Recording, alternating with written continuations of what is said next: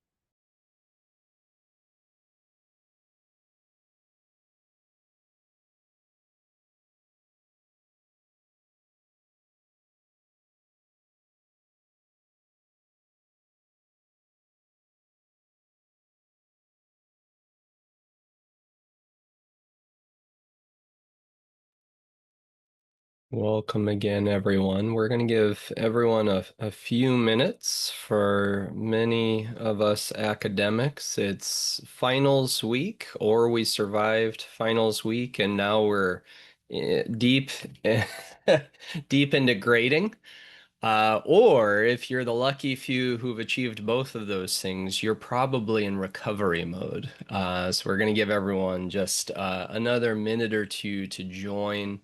I think it's going to be a slightly smaller crowd than some of the other ones because I think that this is a busy time. So we'll get started in just a minute.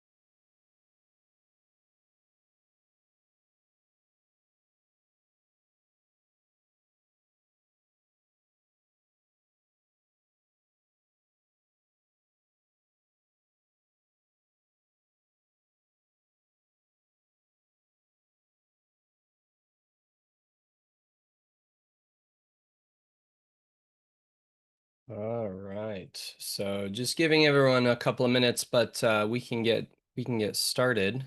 Um, just to be respectful of everyone's time. So thank you everyone for joining. I know that this is a busy period for many academics, so we genuinely appreciate you signing up and attending live rather than catching the recording after grading and everything else is submitted. So just want to welcome you all and thank again Dr. Kate Vavra-Musser for hosting another session in her series on R Spatial Notebooks. So this is a few deep into the series, and we have a really exciting session today on reproducible mapping workflows with IPUMS NHGIS and R. So she's going to be covering those notebooks. And how we generally do the VCOs in this series is Kate is going to be running through her notebooks and kind of explaining her process and kind of giving details in the notebooks. If you have questions, feel free to throw them into the chat. And then behind the scenes, I'll try to answer some of the more basic questions. I'm definitely not as smart as Kate, so I will do my best to help kind of usher in the basic ones. Otherwise, what I'll be doing is also holding on to the questions so that she can answer them at the end, so that she can kind of go through the whole walkthrough and tutorial. If you get stuck with a technical problem that's we can't solve immediately, what we recommend is just follow along. These are recorded, and the recording will be available fairly shortly after this session. I'll be providing links right as soon as I hop off of talking to all of the materials and everything else. So you won't miss anything. We'll have everything available as a link in chat. And I'll be posting it multiple times throughout the session. So if you drop off of Zoom and you lose all of the chat history and then come back, we've had that happen a couple of times. I also post links kind of in the middle and at the end to make sure that everybody has everything. So with that, I'd like to again thank Kate and let her kick it off.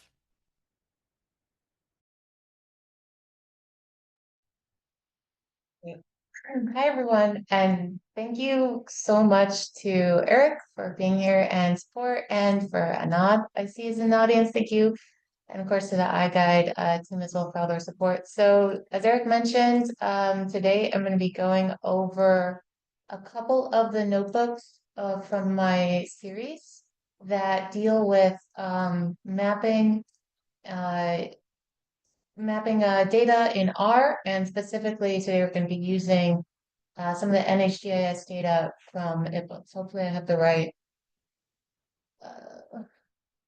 window open. It looks like I have too many tabs open. It looks like my Google's slides, right? Yep, that's perfect. That's perfect. Great. Okay. All right. So as Eric mentioned, well, there's quite a few sort of links that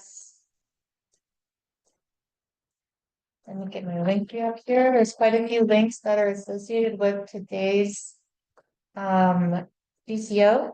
So I'm going to throw my link tree in chat. If I can. I'm sorry, I'm just a little bit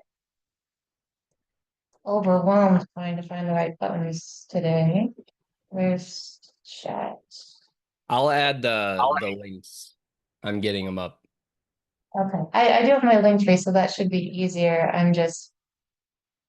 I've lost the chat button. Okay, there we go. Oh, Eric, thank you so much.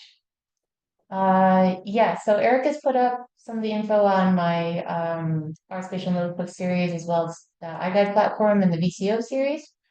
And I've put up my link tree, which has some of those, as well as some of the links for today, just directly into some of the specific links that we'll be using. And I'll talk about what we're using as we go through those as we go on. So I know I closed my go. Okay, back to this. Okay. As Eric mentioned, I have a series of R workbooks that I've been working on in collaboration with iGuide as well as IPUMS. And these notebooks are designed to support researchers, specifically in the social sciences, develop and produce their own reproducible workflows within R. Why did I produce these? Both in part to support users in this way, but also I work a lot in R and I work a lot with spatial data and mapping. And I personally think that R is an exceptionally powerful tool when working with spatial data. It has a lot of the capabilities, or all the capabilities of using a traditional GIS, including working with spatial data, mapping, doing spatial analyses, doing all your spatial tools like buffer analyses and distance calculations that you can do in a GIS. But using or doing it in R allows you to have these excellent reproducible workflows that are very easy to share and tweak and reuse and things like that. And in addition, when you're specifically working with IPUMS data, so we have any IPUMS people here, um, IPUMS makes using R very easy because they have a built-in R API that allows you to directly extract IPUMS data into, into your R workspace so that you can automatically extract data from the IPUMS repositories, edit those extractions if you need, and pull that right into your workflows. I previously did a couple of workflows that are a couple of VCOs, sorry, that are recorded, that we have recordings for, on doing the extraction for IPUMS USA data as well as IPUMS NHGIS data. Today I'm going to build on some of that, specifically the IPUMS NHGIS data extraction, and do a little bit more, go a little bit more into the analysis part specifically. Today we're going to be focusing on mapping. So if you missed those, there are recordings available, but I am also going to go briefly through some of those workflows, just the data extraction workflows, so you get an idea of what that looks like. Hello. If you click on the link to my R Spatial Notebook page, either in my link tree or the link that Eric shared, you can get an overview of the project as well as links to all of the available notebooks. You'll see that there's quite a few. We're going to be mostly covering some in the, we'll kind of briefly go over some of the data acquisition and extraction notebooks, but we're going to be focusing on some of the notebooks in chapter 6, which is the mapping chapter for today. All right, so if you're interested in following along with the live code, you do not have to. Remember that there is a recording, so you can follow along with your own time if you want to do that after the fact. But if you want to log into the iGuide platform, and you can do that using your institutional CI login, using the link, this Jupyter iGuide Illinois.edu, and Eric has put that into the chat. Please don't try to use Google or a Gmail account for the iGuide platform login. And there's also, if you need help logging into the platform and getting that set up, please drop that in the chat and you can let us know and help you figure it out. Thank you. And Eric has just dropped all those links into the chat again. So yeah, if you are interested in coding along, you can follow this and get yourself set up with a free account of the iGuide platform. All right, I'm going to then click away from that, and we're going to jump right into working with the notebooks. So if you start here on my page, or alternately, if you start on the iGuide platform, looking at the available code and notebooks, this is just the set that's mine. There's a lot more available on the platform, but you can directly either click these links and go to the notebook, or can start from here. But the first one that I'm going to quickly go over is the very most introductory notebook. So that's Intro to IPUMS and the IPUMS API. Once I get to this page, which you can also get to by clicking on one of these cards for the notebooks and data sets, you'll see a preview of the notebook as well as a Run This Notebook button. So I'm going to click that to get that started. If you're already logged in, it will automatically take you into Jupyter environment. If you're not already logged in, it will first take you to your login screen. So if you're brand new to IPUMS and the IPUMS API, I recommend taking a look at this notebook later. It gives a little bit of an overview about what IPUMS is and what the IPUMS API is, but briefly, IPUMS is a data repository with multiple data sets from the United States and global. Here's a list of everything that's currently available. We're going to focus today on some data from the National Historic Geographic Information System. So that's tabular and GIS data from the United States Census and ACS. No problem. And there's a little bit of information. This will take you to the website, IPUMS website, if you want more info on that. But the next step we're going to do, so this is, I'm going to quickly go through some of this just as a background, is we're going to, oh no.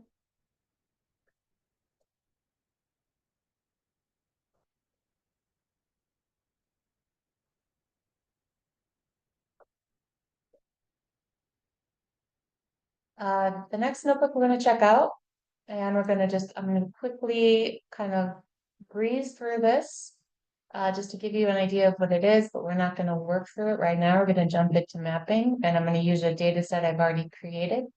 But if you were interested in setting up your own NHGIS data extracts, the place you'd want to look and the place you'd want to work through is this IPUMS NHGIS data extraction using ipumsr. ipumsr is the name of the ipumsr package, so that's 3.2. We're going to do the same thing, run the notebook. It's going to open our instance within the iGuide platform. Once you're in the iGuide platform, if you're using any of my R notebooks, you're going to make sure that this is set. So right here, up in the upper right corner, that your kernel is set to the iGuide EWGR. That's the specific R kernel that has all the packages that we need included in it. So one nice thing about iGuide is that your environment, including all your packages and up-to-date versions of the packages, is all set up for you. So it's a great space to share notebooks the same way I did for my R Spatial Notebooks, as well as data sets, and use those in an environment where that you don't have to worry about keeping things up to date. So if you were interested in doing a deep dive into how to use the NHGIS data extraction process, you would work through this notebook. I also went through this notebook in my last VCO, so if you're interested in a walkthrough, check out the recording for that. But essentially, for this process, you would use the ipumsr R package, set up, I was just running this, set up prior to running this, set up a IPUMS account, get an IPUMS API key, and work through including your key. I was just running this, it has some my key included in it.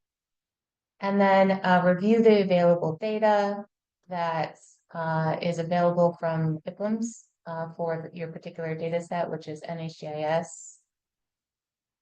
Kind of you can filter down and take a look at what's available, and then you can use a bunch or use different specifications for the particular data that you're interested in, such as the specific time series table, and make a selection with that, a specific year, a specific geographic level, specific specific variable that you're interested in. And once you have all those selected, you can set up a specific data extract. This is all very, I know that I'm skimming through a lot, but this is a very detailed description here if you want to go through it. And set up a data extraction, which you can then slightly edit as you need and easily replicate multiple times for other analyses. And that data extraction, so this is kind of the definition of the particular data extraction that I used for this example, will extract, and you can download your data right into your notebook, right into your workspace using that process.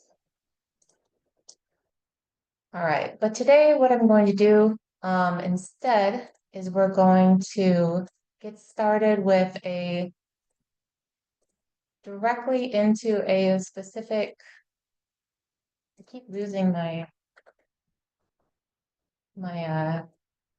this page. All right, we're going to jump directly into one of the later steps. So once you get done with your extraction, you can check out some of the data cleaning and mapping and visualization notebooks that I have, and that's what we're going to work on today. So I'm going to start with this visualization and quick plots notebook. I'm going to keep that there. And what this notebook is going to do is it's going to use one of the data files that I previously downloaded and extracted from NHGIS. So that data file I extracted as part of this extra exercise, supplemental exercise 2 from the IPUMS NHGIS data extraction, but the format that this file is in a zip file that contains the files for a shape file. So if we're used to working with shape files, this kind of workflow and code you can utilize with your own shape files. But we're just going to use the shape file I previously downloaded from NHGIS. The specific shapefile is called this IPUMS NHGIS states.zip file. And you can find it through the iGuide platform or directly from my GitHub.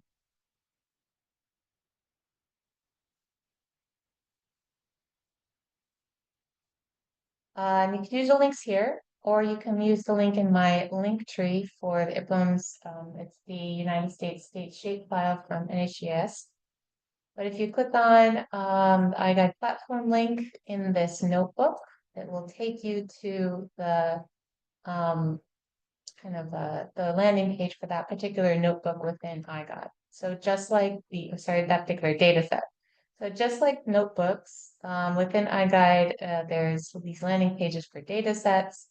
So you can have these easy ways to share data sets. You'll just click this access data source and you'll be taken to its location on my GitHub where you can download it. So to download this data, it's too big to visualize, but to download this data, click on these three dots, download, and and the data set will download. The version that downloads, I'm going to go to my downloads here. Version that downloads is a zip file. So if you come back here to your iGuide workspace, you can click the Upload Files button and just upload that entire zip file. I'm going to override it. I already had it in here, but I'll override it.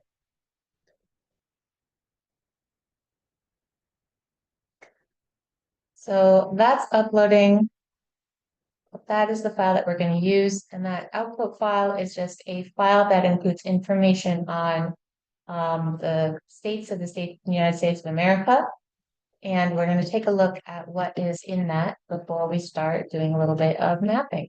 So there's a few ways to get started with mapping in R. And I'm going to start with a couple of the basic versions. So we'll first start with using just base R. So I personally like to use base R a lot because it's very quick. And base R just means the functions, or just refers to the functions that are included in the base installation of R without including any additional packages. So there's a lot of fancier way to do mapping or visualization or things like that. Most commonly, you might heard of ggplot, which is very common, and we're going to talk about that in a bit. But I like to start with base R because it's very simple to use and it's relatively fast. And if you're working with a lot of complicated data, it's a great place to start before you start getting, as a way to kind of look at your data and see what's there before you start getting into more complicated and system intensive packages like ggplot.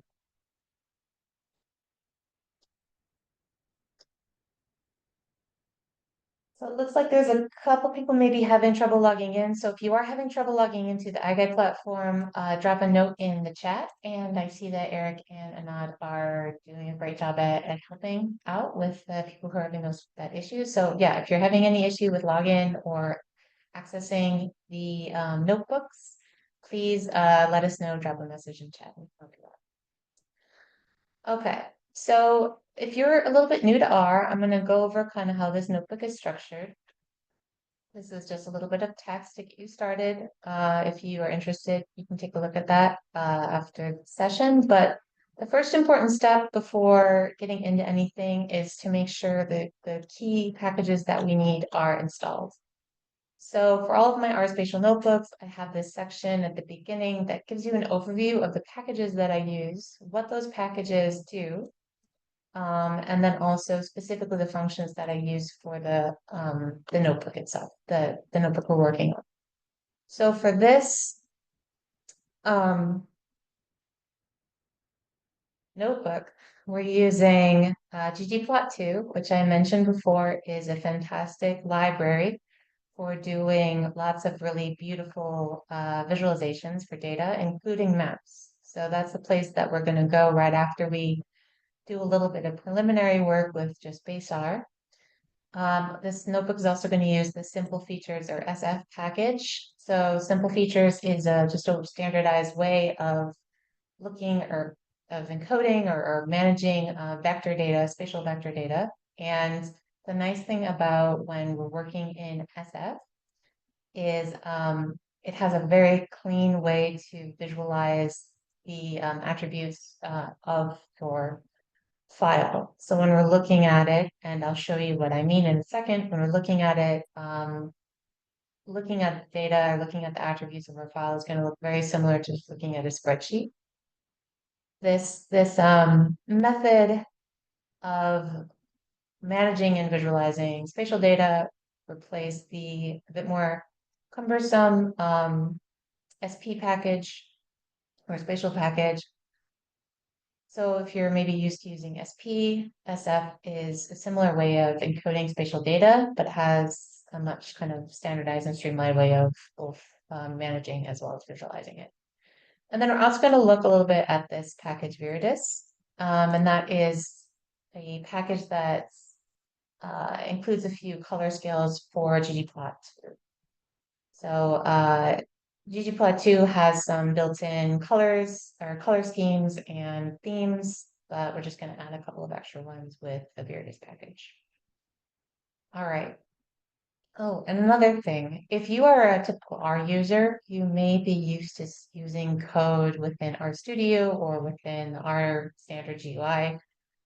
But for this particular, for my project, for the R Spatial Notebooks project, as well as working with iGuide, all of my R R scripts are in Jupyter Notebooks.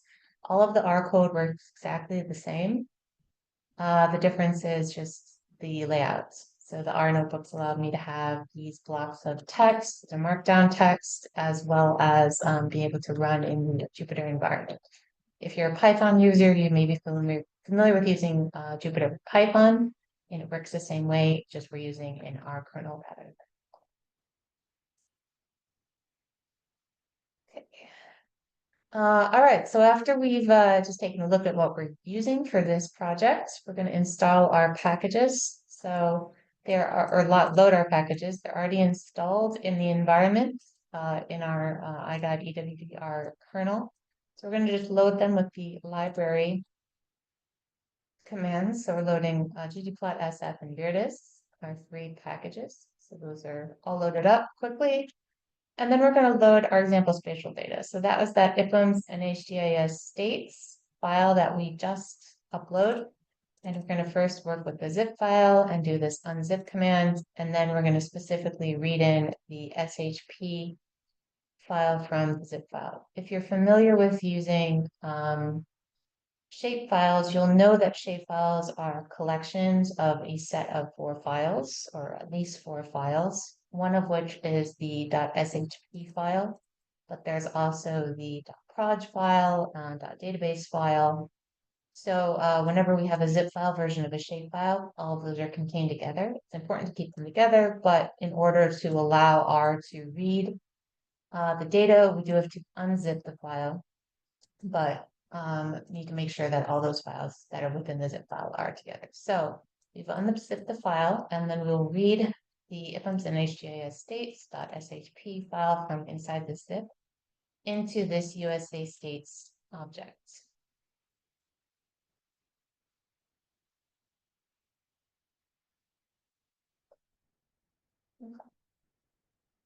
All right, so that's done. So as it reads, it's going to give us a little bit of an overview of the data that we read in. So the layer we read in is IPUMS NHGIS states that we saved. And then we can see that it is a simple feature collection. A simple feature is referring to that SF package. So what we did by using the stread command specifically, this command is from the SF package, is we read in our shapefile as an SF, as a simple features object. So if you have a simple features object, that just means it's stored in the simple features standardized way to store and manage vector data. It has 52 features and 4 fields. So 52 features and 4 attributes. It's a multi-polygon, so multiple polygons. And then it gives us a little bit of info on the bounding box as well as the CRS that it is projected in. The next thing we'll do, I got a little ahead of myself and ran this earlier, is we'll take a look at the first few lines of our objects. We read that into the USA states object. We're just going to take a look at what's there. It's going to give us this information that we've already seen again. And then it's going to give us a little preview of what's in the file. So we have our 4 attributes here, 1, 2, 3, 4, and that's the state FIPS, the state USPS code, the name of the state and the region, as well as the special geometry column in this table, and that's just an indicator of the information included that specifies the geometry or specifies the points that make up the boundary of that particular polygon. So this isn't particularly useful for us, except to remind us that this is a spatial object. And each of these lines is associated with a specific multi-polygon. Yes, Jacob, you can find all the recordings on the iGuide VCO website, and you can also find them linked from my website as well as on my link tree, and I can put all those links up. We'll keep putting the links up. Oh, and I put up the list or the link to the VCO website, so you can find the previous recordings for my VCOs as well as the other VCOs in the series there. We'll put up some more links by the end. Thank you. All right. So we've read in our file, looks good. We've taken a quick look at what's in it. The 52 features are the 50 states plus Washington, D.C. and Puerto Rico. All right, so the next thing we're going to do is a little bit of basic spatial data plotting. So as I mentioned before I get into something fancy like ggplot, I'm going to just take a quick look at using base R for plotting maps. So that's just using the functions that are included in the base version of R. And the plot function is kind of a catch-all function, which if we had tabular data would give us a scatter plot of the information, but since we have spatial data is going to give us a map. So we're going to use the plot function.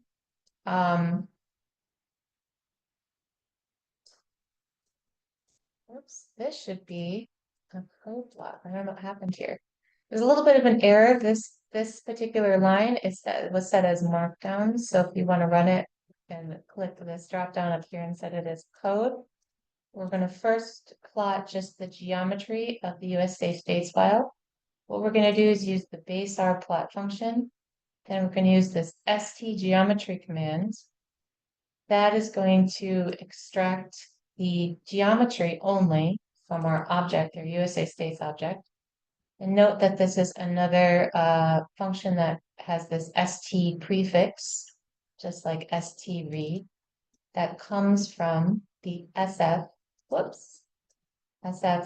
package. So this is another function that's specifically for use with simple features objects. So we're going to use that with our object, our USA states shapefile simple features object. I'm going to run this chunk. So some of these, especially depending on maybe your computer speed might run a little slow because it is a lot to do the mapping, but you can see here we have a simple map just showing us the geographic boundaries of all of the states. So this is just going to return those boundaries, the geometry. We're going to go, I got a little ahead of myself, so we're not going to have the excitement of what's going to happen when we run it, but you can run it on your own machine. But if you do plot USA states and then specify using the square brackets, one of the attributes, the plot function will plot a colorized choropleth version of the map based on, or I guess not choropleth, the colorized categorical version of the map based on that particular attribute. So if we remember, we look up here, this region 10 is one of our attributes. And we have these different numbers that represent the regions of our data. And if we plot that by referencing that attribute in the square brackets, we'll get this colored map based on region. We can add a couple little extra items to our map, such as the title. So this is the exact same version here, except this time I specified using the main option, main equals within the plot function. Said, okay, that's the title I want to give it. VCO plot for spatial data. All right, so as I mentioned, plotting with VCO is very basic. It's great if you want to do really quick visuals of what's just going on in your data. You don't want to have to wait around for something fancy to render, and you don't have to mess around with a lot of details like titles and color schemes and stuff. But once you get into mapping for maybe a plot you want to use in a presentation or a paper, you might want to use something fancier like ggplot2. So ggplot2 is a fantastic package that not only works with mapping, but also all kinds of data visualization. So if you are an R person who does a lot of visualizing and you haven't gotten into ggplot2, I highly recommend getting into it.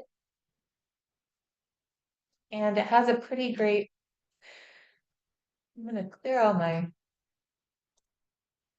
the output of my cells so we have the fun experience of seeing the maps. So, and it works very well with spatial data. The way that the functions for ggplot2 are set up can be a little bit of a learning curve. So if you are brand new to ggplot, especially if you're brand new to R, don't get too worried about the way that these functions are set up with kind of these plus signs and the new lines. It's a very particular kind of quirk of ggplot2, and it takes a little bit of getting used to, but it's not as complicated as it seems. So I'm going to start with the most basic version of a map that we can make with our data that we're using, the USA states data and ggplot. So I will start by calling a new ggplot plot using the ggplot function. I'm going to specify that the data I want to use is at USA states. If I stopped right there, ggplot would get confused because we wouldn't know that we want to plot the geometry. They wouldn't know that we want to work with this as a map. So the next thing I want to do in the next line, I use this plus sign, say we have another line here, and I'm going to add another function. It's going to automatically indent like that. And then say, okay, but I want you to plot the geometry of this object, and the object is an SF object. So remember that SF object is the type of object that this USA states is saved as a simple features object. So I'm going to say, hey, call it ggplot when you use this data, but I want you to plot the geometry of this thing, and this thing is an SF object. I could stop right there. If I wanted to, I'm going to make a copy of this. Just going to see what that looks like. And then I'm going to show you what it looks like when I add this little theme addition. So this is kind of the very most basic that you can get if you want to work with SF mapping. There we go. So that is, you can see already a little bit fancier version of what we're working with, which I cleared, of course. What we're working with up here. And this is only the beginning. There's a lot we can do with ggplot. Yeah, so you can see already it looks even a little bit nicer than just like the most basic version of Baystar. So if I wanted to add this little attribute theme minimal, so what I'm just saying is, okay, this is my basic plot, but don't stop there. I want to specify that I want this specific theme. I want to use a minimal theme. Theme minimal is one of the many possible themes you can use with ggplot. You can look into the documentation of ggplot and see all the different kinds of themes. This is what theme minimal looks like. It's a little bit different from the basic theme. Another reason that I put all this information at the beginning is that these links link out to additional information about these packages and these functions. So if you click this, for example, it's going to take you to the information on this package in the CRAN repository. CRAN R repository is the repository that has all the information on all the packages in R. And if you click here on the reference manual, I probably should link directly to the reference manual, make it easier, but it was just updated. That's cool. The reference manual, it gives you all the information you ever want to know on every single function that is associated with this particular with the package that you're looking at. So if you ever thought, okay, I love ggplot, I want to learn more about it. I want to learn more about the functions and all the possible themes and all the possible different things that you can put into a plot. Maybe I want to do a box plot, or I want to make a violin plot or something, which you can do in ggplot. You can use those user manuals to get you started. So anyway, we've created this plot, we've added this minimal theme. Now we're going to go a little step further and we're going to plot an attribute. Our file that we're using is very simple. We don't have a lot going on in it, right? So we look back at our attributes that we have, which I cleared the output plot, of course. And the only attributes we have are the state FIPS code, USPS abbreviation, the name and the region. So this isn't too interesting. We're just doing an example. So we're going to plot region again. If you had more information like population or area or anything like that, you could use those values as well. Whatever you want in your maps. Where am I? There we go. But here I'm going to use just region. So what I'm going to do is I'm going to take this basic version of the plot that I have here, and I'm just going to add to this geom SF part of the plot setup. So remember, this part is the part that tells ggplot, hey, I'm plotting a map, I'm plotting a geometry, I'm plotting geometry for an SF object. So anything we put here in the function options is going to modify how we plot that. So down here we have exactly the same thing. The only thing I've done is I've added this. And all that is saying is plotting that SF object, and for the aesthetic, for the way it's visualized, we're going to say the fill, so how the polygons are filled, is going to be based on this region 10 attribute that's part of the data. So what that's going to do is it's going to give us kind of a version, a ggplot version of that categorical map that visualized the different regions. There we go. So we have pretty much the same data. mapping the different regions in our data set, but we have this nice, clean ggplot version of things. So we're going to take it a step further, and we're going to say, okay, this looks great. We're getting started. We have a map. We have told ggplot how we want to fill all of our polygons. So now I'm going to add some extra stuff. I'm going to add title, label, so forth. So all I've done here is same call, same setup for the geometry and the way that we're going to plot the map, same theme. I've just added one more line. This is technically one line that I've just put a new line in here, but but it's all one extra addition with the plus sign. So one extra add. And what this is going to be is it's going to add a labels definition. So we're going to add a title, and the fill is going to correspond to what the fill is, so what the attribute that we're plotting is. And we're just going to say that's the kind of like the legend for what we're plotting. Oh yeah, so Jacob, so this notebook, what I'm doing here is I'm using a file that I downloaded from IPUMS, but the file that I downloaded was in shapefile form. So you can do this with any kind of spatial data. As long as you, well, the way that I'm setting it up is I'm using this geom_sf component for geom_sf component for the ggplot call. So all I would need to do is ensure that the spatial data I'm reading in is in SF format. So I'd need to use that stread function that I use to read in the data. But that stread function can be used with any shapefile or any other kind of spatial data file. So if you have some, non-shapefile version of your spatial data, but yeah, you can use this with absolutely anything. This is not specific to IPUMS. I'm just using IPUMS data as an example. Yeah, so it's very versatile. Okay, so setting up labs. So we've got this lab section, we've got the title that I want, and the fill is going to say that's just going to be like kind of the legend, the name on the legend. So like right here, the default is to just use the attribute um, title in the data, but I'm going to say I want that to just say region rather than region 10. So I'm going to run this, see what it looks like.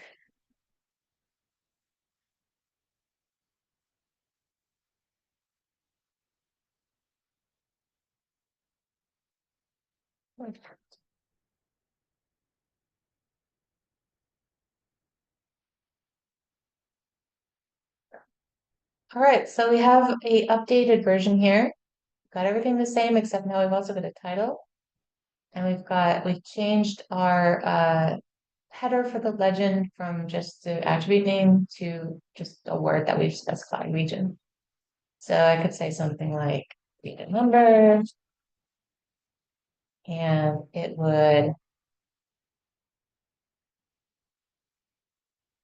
take a second to load,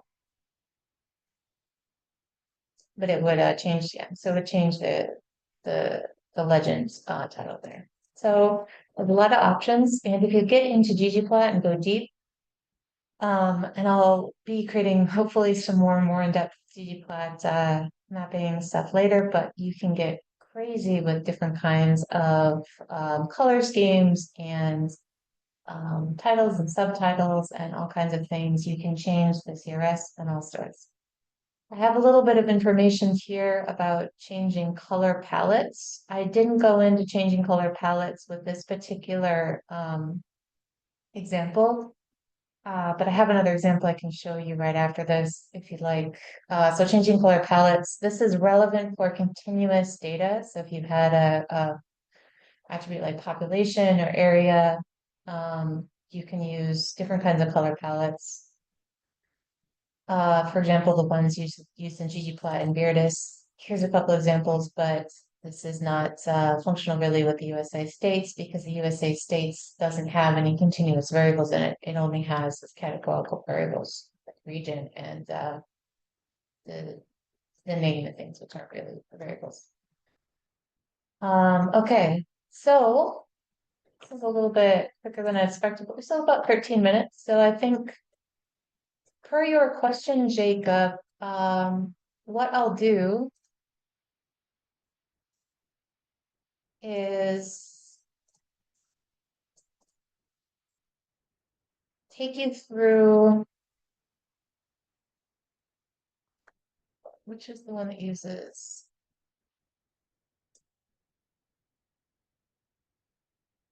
oh, this is the one I was going to use. Okay. Actually, okay, this one's still used in the NHGIS data, but I'll work with this anyway. There's another version, there's another data or another notebook, this mapping point and polygon data. And that one uses data from natural earth. And I explain a little bit more about extracting data from natural earth. But just an example, just as an example that you can do this with pretty much anything, pretty much any spatial data. Okay, so I'll quickly go through this choropleth mapping package. A lot of this is similar. That first notebook that I used is just a really quick intro to using mapping with data, spatial data. But this one uses a little bit more detailed data set that is the last step, and I'm just double checking that it's here. The last step of the IPUMS NH data extraction using ipumsr notebook. So we're not going to run through that, but running through that will create this NHGIS, IPUMS NHGIS example data set. And that's kind of input to this data set. But that is again also available through iGuide and on my GitHub if you don't want to work through this notebook and you just want the data set to go over. Again, we're going to use ggplot and SF. And we're also, for this package, going to use dplyr, which is a package to modify, works with modifying data. So, okay, good. On the right curve. So similar to the last notebook, I'm going to read in a file, a zip file that has a shapefile files in it. And hopefully I've uploaded it. Yes. Again, if you want to code along, you can download that from the iGuide platform or from my GitHub using these links, or you can work through this previous notebook, make your own version of that file. Okay, so I'll extract it and then I'm going to read in using the stread. So remember that function says I'm going to read in this file as a SF subfeatures file, specifically the shapefile version. So we read this in. This particular file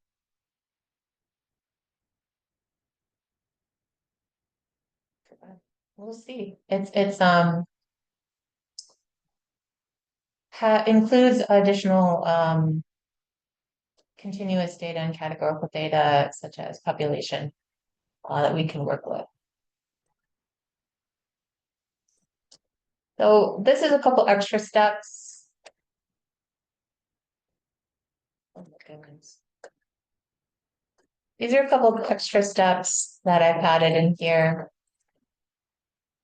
You shouldn't necessarily need to do these, but I added them just as a check. If you work through the NHGIS data extraction notebook, it gives a little more explanation as to what these do, but they just kind of check that everything is valid and make geometries valid. So if there's any kind of invalid geometries in your data set, it'll kind of fix them. I've also done a really quick data transformation here to get us to a specific CRS. And that also, if you're interested in learning more about what's going on here, take a look at some of the earlier notebooks, specifically the exploratory data or spatial exploratory data analysis notebooks that talks more about the process of doing spatial transformations. But basically, this is just saying, okay, I want my data set that I'm working with to be converted to this particular CRS. And that's using the ESPG codes for CRS. So I've got this, so now I've got this version of the data that I have a little error here. Should be saved as .shp, but not a big deal. So now what we're going to do is we have in this data set a couple of different attributes, including a population attribute and a area attribute. So I'm going to do a quick calculation, just kind of using this data set, even though it's a spatial data set, the same way I would if it were just a tabular data set, to calculate a population density attribute. So what I'm saying here using the dplyr functionality, so whenever you see this piping, this is called a pipe function. It's a little bit weird, but it's basically just saying everything that is to the right of that pipe. It's just a bunch of functions that I'm doing, and to this object, and then I'm storing it in this object. So I'm storing it, I'm just overriding the old version of the object, and I'm doing all this stuff in the meantime. So what I'm saying here is I'm going to take my area function, or sorry, area attribute, convert it to a numeric, and to this kind of, and convert it from its current format to square kilometers. And then I'm going to take the population attribute and the new square kilometers attribute that I've created and create a population density attribute, which is just population over square kilometers. So I have this new population density attribute. And then I'm going to do a second quick mutate kind of in the same way using dplyr for a second quick calculation and just remove the decimal points or remove the units. So that's converting this to a numeric function or a numeric attribute to remove the units. Oh.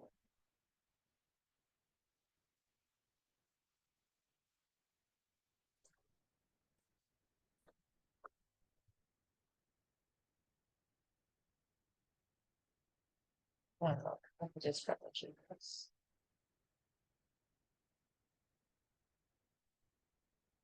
Oh.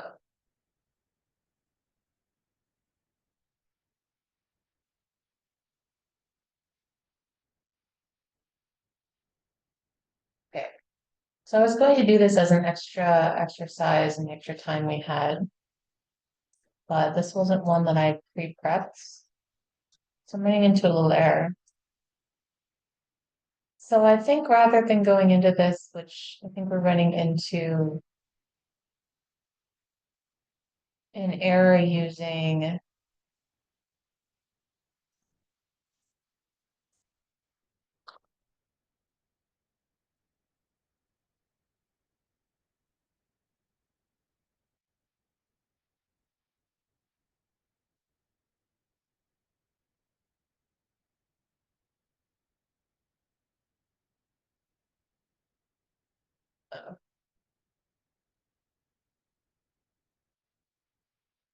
running into a little bit of an error using this file. So I think this might be a good time to pause since I know that we're almost at the end of time. But I'm going to revise this and update it. All of these notebooks are available on my R Spatial Notebooks page. So what we worked through today was doing the visualization in QuickPlots notebook, and that utilized some data that I had previously downloaded using the NHGIS data extraction supplemental exercise 2, which is just kind of a quick exercise practice version of the longer NHGIS data extraction using IPUMsr. So if you're interested in using IPUMsr data and mapping with it, where I would start if you're at the very beginning, just learning about IPUMS and the IPUMS API, start with chapter 1.1, move into, chapter 3.2 to extract NHGIS data. You can practice with these extra ones and then get into the visualization and quick thoughts and the mapping. And I'm going to revise this. Make sure it's working. It's free. But however, as per Jacob's question, all of these mapping processes, both the base R as well as ggplots, and all the EDA and exploratory stuff, these are also a couple of good chapters to go through. This one specifically for using NHGIS data. All of that can be used with any kind of spatial data in any format. So if you have a shapefile, if you have some other type of spatial data, you can work through all of these workflows the same way. So I think I'm going to leave it at that. And if there's any questions, please let me know. I'm going to share my link tree again.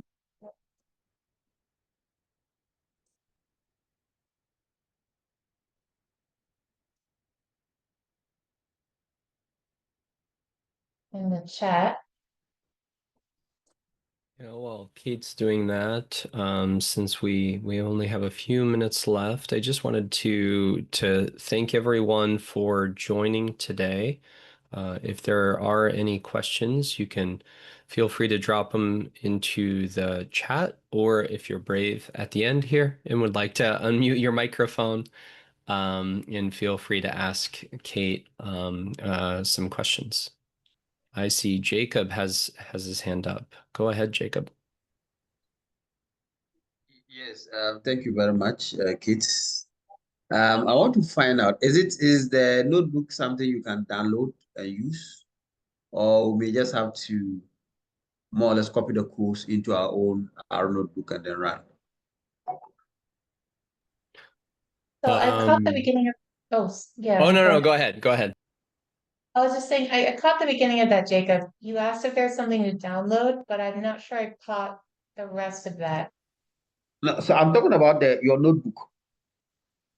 Is it downloadable, or how do we run it? Oh, oh yeah, okay. So you can run a couple different ways. So you can click on them, it will take you to the iGuide platform, right? You can run them within the iGuide platform, right? Okay. But I know there's a lot of people having trouble with that. So I recommend troubleshooting with our team to get that up and running, but you can also download them from my GitHub. You can access my GitHub through my website, and I just put up my link tree. There's a link to my website there. So you can download them through my GitHub, but you'll need to use Jupyter Notebooks to run them. Alternately, you can copy the R code directly into RStudio. But you can, yeah, you can download them from my GitHub if you like. Thank you, everyone. I'm so glad this was helpful. Yeah, so the first video in the series, the introduction to R Spatial, that went through, if you're interested, went through downloading IPUM or extracting IPUMS data using IPUMS USA. But if you're interested in more of the NHGIS, oh, I'm sorry, no, I mixed that up. The first one, yeah, the first one, thank you, is NHGIS, and the second one is IPUMS USA. Jacob, did that answer your question? I know that it's a little confounded. I think trying to use the iGuide platform would be easiest, but you can No, I also think access. that's fine. That's fine. Okay, Thank you. okay. All right. Well, we are at time. Thank you again, everyone. And check back on the event calendar. There's going to be more VCOs coming. There's one every week. This series will continue on. I meant to have the date set up. Check back. And on the mailing list, sorry, I didn't have the date lined up already. So there should be one coming up next month. So thank you again, everyone. Yeah, there's I just put the VCO page again that Anand shared earlier, and there's I think a way to sign up for VCOs, or sorry, sign up for the announcements. But thank you so much